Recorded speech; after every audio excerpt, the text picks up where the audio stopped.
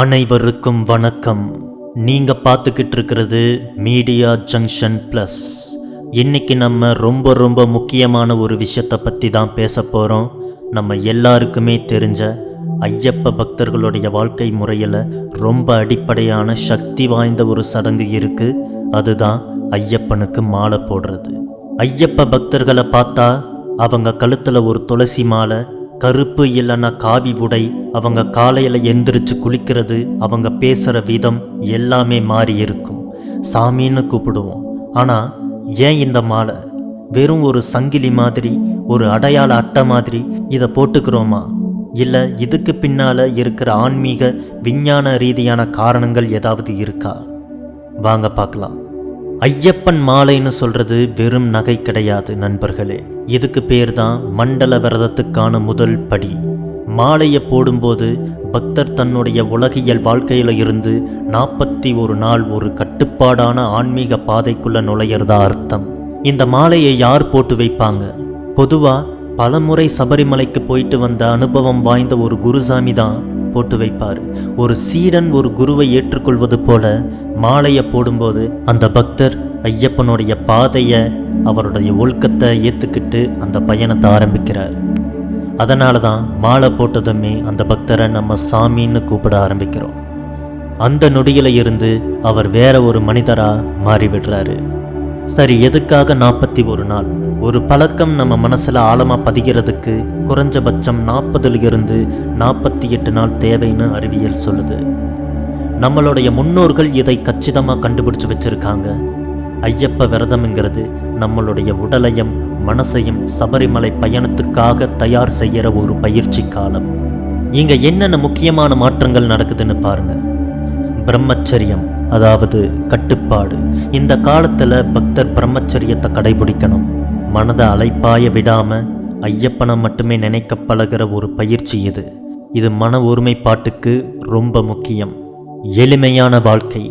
தரையில படுக்கணும், காலை மாலைன்னு இருவேளை குளிக்கணும், ஆடம்பரத்தை வசதிகளை துறந்து ஒரு சன்னியாசி மாதிரி வாழ பழகணும்.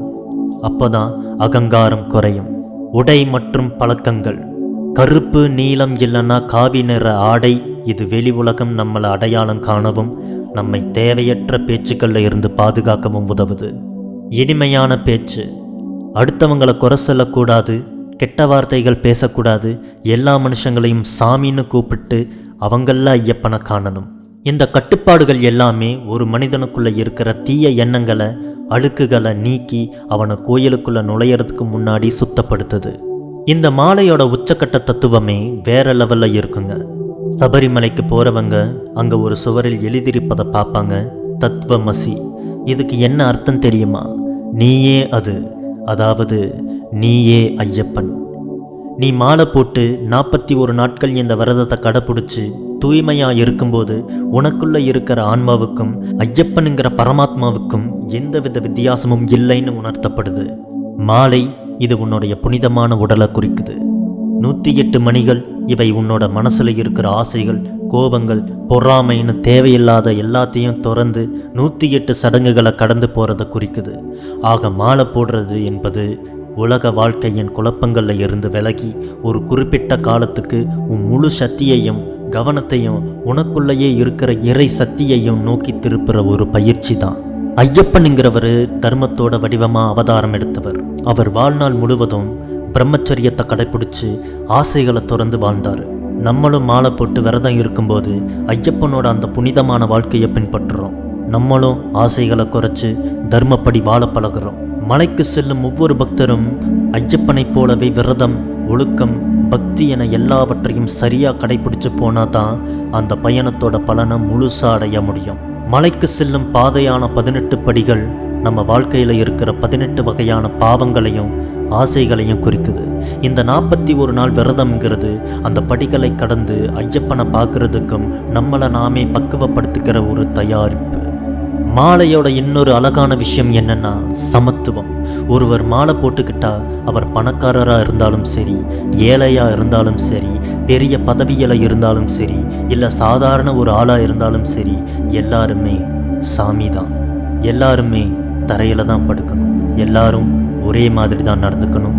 ஜாதி மத பண வேறுபாடு எல்லாமே அழிஞ்சு அங்கே ஐயப்பனுங்கிற ஒரே குடும்பமாக எல்லாருமே மாறுறாங்க. பஜனையில் கலந்து கொள்வது, ஒருத்தருக்கு ஒருத்தர் சேவை செஞ்சுக்கிறதுன்னு இந்த மண்டல காலம் சமூக ஒற்றுமைக்கும் மனித நேயத்திற்கும் ஒரு பாடமாக அமையுது. மாலையை போடும்போது கிடைக்கிற இந்த சமுதாய உணர்வு மனிதர்களை இன்னும் மென்மையாக்குது. சரி நண்பர்களே, இப்போ உங்களுக்கு புரிஞ்சிருக்கும் ஐயப்பனுக்கு ஏன் மாலை போடுறோம்னு. இது வெறும் ஒரு சடங்கு இல்லை, இது நம்மளுடைய மனதை, உடலை, பேச்சை கட்டுப்படுத்துகிற ஒரு பெரிய தன்னல தியாகம். 41 நாட்கள் ஐயப்பனுடைய குணங்களான தூய்மை, அன்பு, ஒழுக்கம் இதை எல்லாமே நமக்குள்ள வளர்த்துக்கிட்டு கோவிலுக்கு போகிறதுக்கான மனப்பக்குவத்தை அடைவதற்காகத்தான் இந்த மாலை போடுவதுனா உனக்குள்ளே இருக்கிற ஐயப்பனை வெளியே கொண்டு வர்றதுன்னு அர்த்தம். இந்த விரதத்தை கடைப்பிடிச்சாதான் சபரிமலையின் அந்த புனிதமான தத்துவமசி என்ற உண்மையை நம்மளால் உணர முடியும்.